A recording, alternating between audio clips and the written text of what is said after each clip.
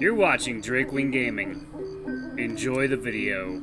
Hey guys and gals, Never here from Drakewing Gaming. It's something on Twitter, the Gaming Dragon. Today I'm coming back at you on the Let's Play episode of What It Feels Like. So let's go ahead and jump right back into it, shall we? Alarm chain, you were up, and let's go. You know, I'm sure he'd be happy to see you. Even like this? Yeah, even like this. Maybe you're right. I know Dez loves me, but I can't help but feel like I'd just be embarrassing him. Maybe I'm just a coward. Maybe. I know what it's like to push the people who love you away. Just because you think they wouldn't understand. But I've come to learn that they love you, because they know you. There's no one who would help you understand you more than those people. She sniffles, nodding. Yeah, you're right. She presses a lower key on the piano, pouting. Hey, let's go in. I'll go with you if you want. Can you play? What? The piano. Can you play? I nod. It's pretty much the only instrument I can play. Play me something. And I'll go with you. Just play me something to calm my nerves, please. Being put on the spot makes me a little nervous, even if it's just her listening, but luckily I work well under pressure. I stare down at the keys, and in the corner of my eye I see Stella sit up straight, closing her eyes, patiently waiting for me to start playing. When was the last time I played? It was like forever. Memories of dreary nights in front of the piano, melancholically writing down lyrics on tear-stained papers, crying over a guy who never really loved me, come back to me as my fingers graze the keys. I wished back then that he loved me as much as I loved him. How many tears did I waste on someone who never felt the same way? And now those memories just seem a bit silly, mild in comparison to the emotions Baxter has evoked from inside me. Is this what love feels like? An endless cycle of illusions of love and very real heartbreaks? No. What Baxter and I had was just as real as this longing, aching pain. All I've ever done is hope for love. I guess now will be no different. It comes back to me as naturally as breathing. Once my fingers press down on the keys, endless sessions of practicing that later turned into muscle memory now ingrained into my soul as something that can't be erased, no matter how much time passes. I play a soft, somewhat sad melody, the minor chords glued to my fingers, drawn in by some magnetic pull. Somewhere along the lines my voice comes out, and I sing. Incoherent, first draft lyrics from the top of my head, but I sing. Something about love, something about change, something about him. And through it all, Stella stays quiet, softly swaying her body from side to side and listening, really listening to every note the piano plays, that I play, and then I end it, on a higher key, on an E major chord, a hopeful sound that maybe isn't the end just yet.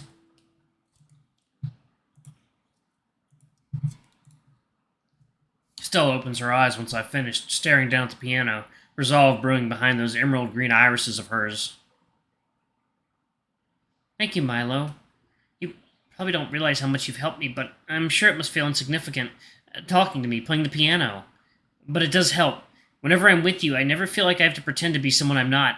I don't feel like Steph, the crossdresser, the weirdo. I'm just me. I think I'm ready now. We both stand up, and she holds my hand, sighing. So, you really think I should give Oreo a shot? Well, he is kind of cute. She smiles, blushing a bit. Yeah, he is. She nods, and resolute, she leads me towards the outside. Walking with resolve and only feet away from the doors leading to the outside area, Dez appears, practically out of nowhere. He walks out of a bathroom from the inside, and when he notices us, he freezes. Stella tenses up next to me, and I hold my breath. It's quiet, if not for the blaring music outside, but none of us says a word. Dez? You came. All tension disappears from the air as Dez swoops in to hug Stella, as tightly as he dares.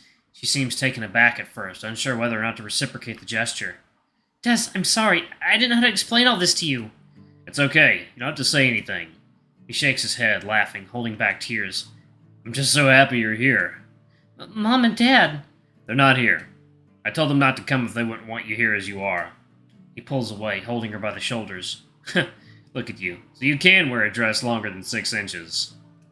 Stella laughs, blinking back tears. So, what should I call you? Stella. My name's Stella. Stella. He nods, trying to force a smile through his sobs. Yeah, I think that suits you. And when they hug again, it lasts for a long, long time. The party continues outside. Stella happily spins and twirls with the bride's many younger cousins, who are all no doubt captivated by this woman with the pink hair.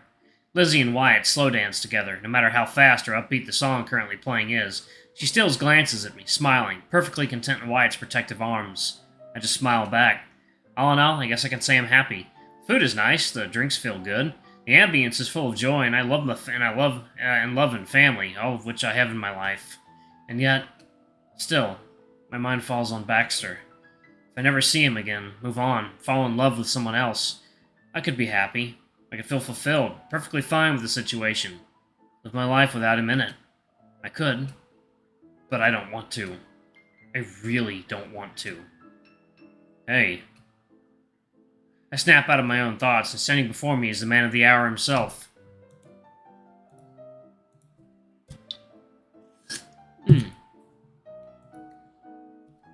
Dez, hi.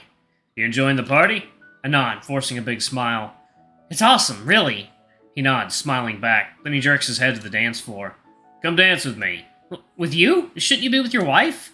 She's got a whole lot of aunts, uncles, cousins, second cousins, who all want to turn. We've got some time. He extends his hand towards mine, looking at me expectantly. Well, okay then, if you'll have me.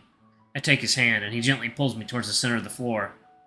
Dez quickly assumes the role of the man in our dance, holding me by the waist and guiding my hands to rest on his shoulders. I don't particularly mind, though. We move together for a bit, like a pair of mechanical dolls rotating on a predetermined axis. It's a bit awkward, especially considering the few looks we garner, but Dez helps me ease my nerves by chuckling softly near my ear. What? You look constipated. Why are you so nervous? Aren't you supposed to be gay? Hey! I'd be nervous regardless. Thank you, by the way, for bringing Stella. I didn't really do anything. She wanted to come. I had nothing to do with it. Maybe, but I know you must have given her the courage to actually do it. So, thank you. I just hum, blushing. So, what's it feel like, being married and all? He looks up, as if thinking hard, scrunching up his face in deep thought. Pretty good. Wow, needed a minute to think up that one? But seriously, it feels great. I bet. Must be a little scary, though. Scary? Yeah, I mean, how do you know you're making the right decision? How do you know they're the one? The question slips out, similarly to when I asked my mom the same question. I'm immediately worried it's an insensitive thing to ask someone who just got married, but he seems to be taking it seriously, humming as he thinks up his response. Honestly? I don't know. What? What do you mean you don't know? I mean, who does? How can you know for sure someone loves you? I don't know how Bree thinks. I may think I've got a pretty good grasp on it, but really, only she knows how she feels. At the end of the day, all I can really do is trust her. So, I guess in the end, it isn't so much how much you think you love someone, but rather how much you trust them when they tell you that they love you too. Maybe that's kind of corny. Does being married make you corny? I think it's being a millennial in your case. Maybe it's both. He nods, all smiles. In any case, I think love is just weird in that way. It always keeps you guessing, but that's kind of what makes it so nice. It's never just one thing, one feeling. It's everything. The pain, the joy, the comfortable silence, and the awkward talks, and all that's in between. It's all love. Yeah, I agree with that. I let what he says marinate inside me, nodding as I press my head against his strong chest. Love. Isn't just one thing, huh? I see. I guess that does make sense. Of course it does. Take it from the newlywed. I feel him shift around for a moment, then give me a gentle pat on the head, pulling me away with a knowing smile on his face. And here's the last bit of advice. Hear him out for a bit. Huh? He tilts his head up, speaking directly to someone behind me. Here to steal him from me? Yeah, something like that. My heart skips a beat when I hear him talk, and when it starts again, it's hammering fast against my chest. I turn around, facing him, those familiar red eyes locking on mine the moment I do. A million questions race through my mind, along with everything I want to say to him, scream to him, beg to him, but I stay quiet. I just stand there, dumbfounded, in front of the love of my life in the arms of someone else. Well, he's all yours. Dez slowly pushes me over to Baxter, who instinctively holds me by the waist like Dez did, albeit a bit more awkward in the way his hands press against me. Still, it sends a current of electricity through my body all the same, as if I'd been craving his touch for my entire life. Which, if I'm honest, I may as well have. Thanks. Congrats, by the way. I don't hear Dez walk away, but when Baxter pulls me in closer against him, I know he's gone, and we're alone. Well, as alone as you can be at a party, swaying methodically to the music. And now that we are alone, it hits me all at once. Baxter's here, holding me in his arms, dressed in a red suit that might be a size too big, and yet he manages to make it look like it was tailor-made for him. His signature smell of sweat and cologne hitting my nose the closer I get to him. This is exactly what I wanted, yet the anger I feel towards him still manages to bubble up inside me, despite me thinking I missed him too much to be mad anymore. He ignores my message, but he's here? I mean, I'm overjoyed he's here, but also not? Ugh, I'm a mess. Baxter's made a mess out of me. He's quiet now, his usual touchiness no longer present as he keeps us at least 5 inches apart, but his grip on my waist is firm enough that it tells me he's not letting me go anywhere anytime soon. Big turnout, huh? Yeah, sure is. Yeah, Liz and Wyatt here? Somewhere here. I thought you left. I did. But I had to come back sooner than expected. Slowly, he stops to sway, holding me in place as his hands slide up to my waist and onto my arms, holding me as he looks into my eyes. Is there anywhere less, loud? I nod. Before I ran into Stella, one of the doors I saw when exploring the lodge led to a different part of the outside, a garden-like area, with a trail and benches, and in the middle a white gazebo adorned with ivy, softly illuminated by hanging yellow lights.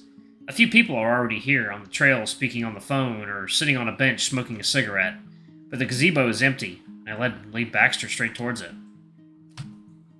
Alright, y'all, I'm actually going to pause it right there. Thank you all so much for watching. Don't forget to like, comment, subscribe, ring that notification bell, and check out our Patreon if you can. It always helps. Before I go, I'm going to have a quick shout out to all of our lovely patrons. Thank you all for what I do for the channel. We greatly appreciate your support. Anyway, I love you all, and I'll see you all in the next video. Bye-bye!